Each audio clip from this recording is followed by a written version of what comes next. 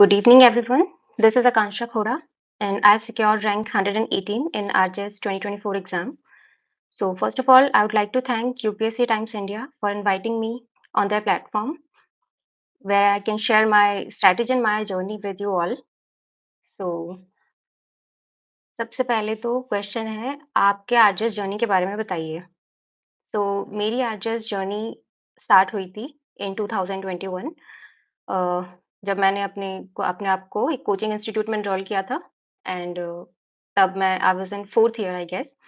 तब मैंने अपना शुरू किया पढ़ाई करना और उसके बाद में जब कोचिंग से कोर्स कंप्लीट हुआ and then I continued my self study and उसके बाद में वैकेंसी वाज़ डिलेड सो मैं अपनी सेल्फ स्टडी कर रही थी and then it was my first attempt.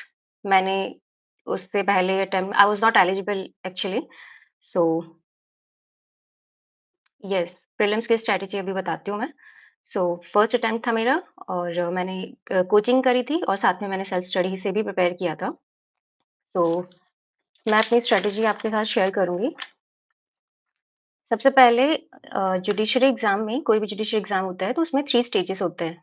We have prelims, then we have mains and then interview. So Rajasthan का pattern ये है कि आपको प्रीलिम्स में 100 क्वेश्चन्स आते हैं और 2 आवर्स का आपको टाइम मिलता है। इसमें कोई नेगेटिव मार्किंग नहीं होती है और ना ही ये आपके मार्क्स मेरिट लिस्ट में काउंट होते हैं। यहाँ पे आपको 70 मार्क्स का लॉ पूछा जाता है और 30 मार्क्स का आपको हिंदी एंड इंग्लिश ग्रामर पूछा जाएगा और देन आप इसमें आपको सिर्फ़ क्वालीफाई करना होता है। यहाँ पे आपको सिर्फ़ कट ऑफ क्लियर करनी होगी। तो प्रीलिम्स की स्ट्रैटेजी ये रहेगी कि आप सिर्फ़ बेरेट्स पे फ़ोकस करिए।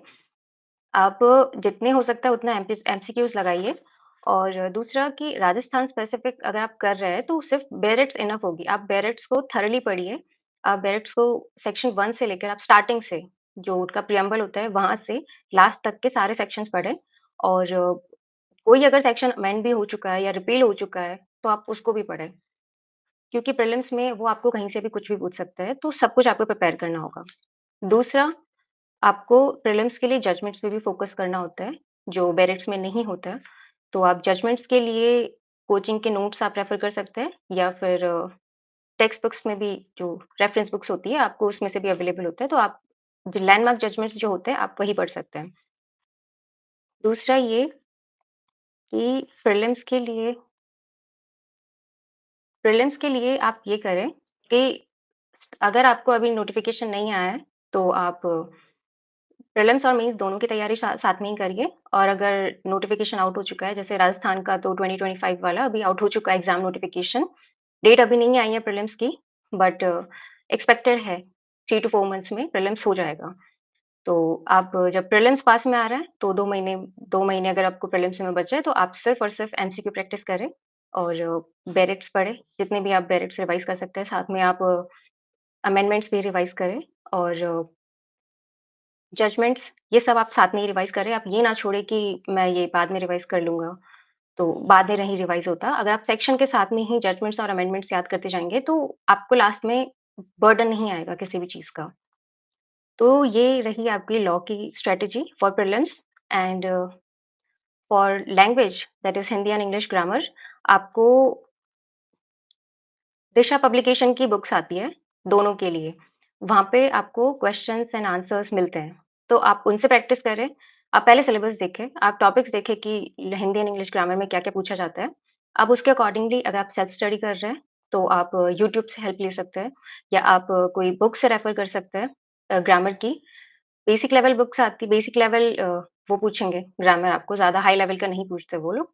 और अगर आप किसी कोचिंग इंस्टीट्यूट से एनरोल्ड हैं, तो आप कोचिंग इंस्टीट्यूट के ही नोट्स पे रिलाई करें, वो सफिशिएंट होंगे।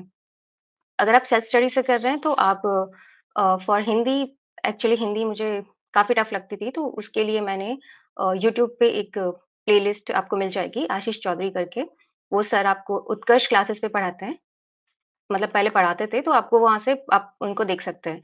वो काफ़ी अच्छा आपका कांसेप्ट क्लियर करवा देंगे। तो मैंने अपने हिंदी के लिए उनके वीडियोज़ रेफ़र करे थे और उन्हीं के नोट्स मैंने प्रिपेयर करे थे, अपनी लैंग्वेज में।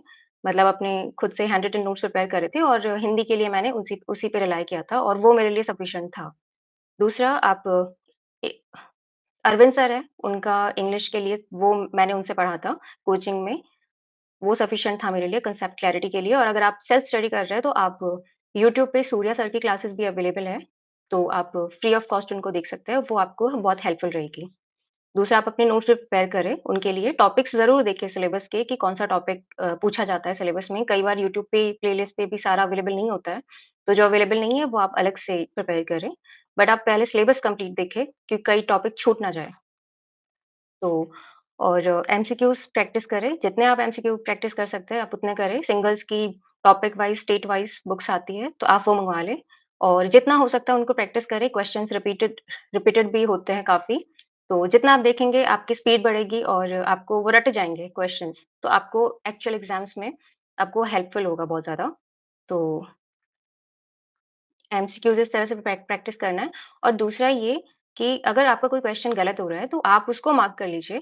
जब आप रिवाइज़ करें, तो उस क्वेश्चन पे अच्छे से फ़ोकस करें और अगर आपका कोई डायरेक्ट से क्वेश्चन गलत हो रहा है, तो गलत होने के बाद आप डायरेक्ट पे वापस जाएँ और उसको फिर आप वापस से देखें। क्योंकि जब आपका कोई क्वेश्चन गलत होता है और फिर आप डायरेक्ट पे जाके उसको सर्च करते हो, देखते हो और तब आप उसको याद करते हो, तो फिर आपको लंबे टाइम तक याद रहता है। दूसरा ये कि आप अगर सिर्फ़ राजस्थान को टारगेट कर रहे हो, फिर भी आप अदर स्टेट जुडिशरीज़ में जो पेपर्स आ रहे हैं प्रीलिम्स के, आप वो भी एक बार देखें कि जो आपके सब्जेक्ट्स हैं, सेम सब्जेक्ट्स हैं। फॉर एग्ज़ाम्पल जो मेजर लॉज़ है और कुछ माइनर लॉज़ भी सेम होंगे अदर स्टेट्स वाले, तो आप उनके भी क्वेश्चन्स आप प्रैक्टिस करें। वहाँ पे कॉन्सेप्चुअल क्वेश्चन ज़्यादा आते हैं, तो आप एक बार उनको भी गो थ्रू करें। तो आपको आपकी स्ट्रैटेजी डाइवर्सिफ़ाई होगी। आप सिर्फ़ ये नहीं करेंगे कि आप सेक्शंस बैठ के रट रहे हैं। आपको प्रीलिम्स के लिए सेक्शंस तो रटने ही हैं, सारे रटने हैं सेक्शंस तो, बट आपको कॉन्सेप्चुअल क्लैरिटी भी फ़ोकस रखना है, क्योंकि राजस्थान का ट्रेंड ये रहता था पहले कि वो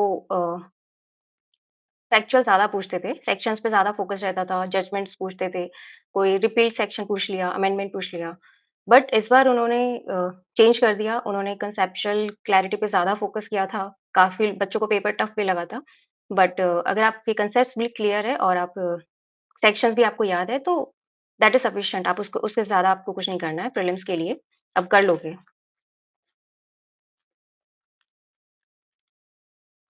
थैंक यू। फिर मेंस की बात करते हैं, तो मेंस में आपके 4 पेपर्स रहते रहते हैं।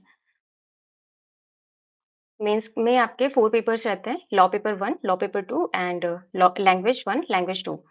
इसमें लॉ पेपर 1 होता है, सिविल का पेपर होता है और लॉ पेपर 2 होता है क्रिमिनल का। दोनों 3 आवर्स का टाइम मिलता है आपको और 100 मार्क्स का लॉ पेपर 1 होगा, 100 मार्क्स का लॉ पेपर 2 होगा। फिर सेम 2 दिन में आपके ये पेपर होंगे, सुबह-शाम, सुबह-शाम। लॉ पेपर 1 पहले होता है, लैंग्वेज 1 पहले होता है, शाम को होता है फिर। लैंग्वेज फर्स्ट होगा, आई थिंक इट्स हिंदी, तो उसमें आपको 2 आवर्स का टाइम मिलता है लैंग्वेज में दोनों के लिए। आपको वहाँ पे सिर्फ 3 एसेस पूछे जाते हैं, दोनों में हिंदी एंड इंग्लिश ऐसे में सिर्फ 2 ऐसे 3 ऐसे पूछे जाते हैं, उनमें आपको 2-2 ऑप्शंस मिलेंगे, तो आप कोई भी एक अटेम्प्ट कर सकते हैं तीनों में से। तो जो फर्स्ट ऐसे होता है वो 20 मार्क्स का होता है और जो बाकी के 2 ऐसे होते हैं वो 15-15 मार्क्स के होते हैं, दोनों हिंदी और इंग्लिश दोनों में। तो उसमें आपको मीन्स की स्ट्रैटेजी मैं बताती हूँ अभी, आपको किस तरह से प्रिपेयर करना होता है। तो ये ओवरऑल उसका फ्रेमवर्क रहता है मीन्स का और 2 दिन में ये चलता है और आपको लिखना होता है। आपको अ, अदर स्टेट्स की तरह यहाँ पर कोई अलग से आंसर शीट नहीं मिलती है, आपको एक्स्ट्रा शीट भी नहीं मिलती है, तो जो आपको जितना आता है, आपको रिक्वायर्ड स्पेस दिया जाएगा, आपको उसी में फिल करना होता है सारा कुछ। अगर 3 मार्क्स का है तो फॉर एग्ज़ाम्पल आपको हाफ पेज उसके लिए लाइनिंग वाला अवेलेबल होगा। तो ये क्वेश्चन पेपर कम बुकलेट आंसर बुकलेट होती है, तो आपको उसी अकॉर्डिंगली लिखना होता है। आप ज़्यादा नहीं लिख सकते हो इसमें।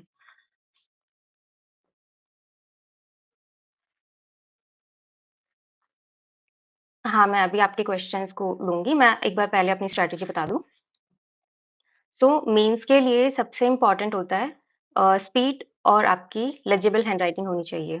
आप मेंस का पेपर कंप्लीट नहीं होता है, काफ़ी बच्चों का मेंस का पेपर छूटता है और मुझे भी लगता था कि मेरा स्पीड अच्छी है तो मैं कर लूँगी बट स्टार्टिंग में मेरा फर्स्ट जो सिविल का पेपर था उसमें 20 मार्क्स का छूट गया था पेपर, तो आपको स्पीड बहुत अच्छी रखनी होगी। तो दूसरा कि आपको टू द पॉइंट आंसर लिखना है मेंस में। आपके पास पहला आपके पास ज़्यादा स्पेस नहीं होता वहाँ पे और दूसरा वहाँ पे जो एग्ज़ामिनर होता है आपको उसका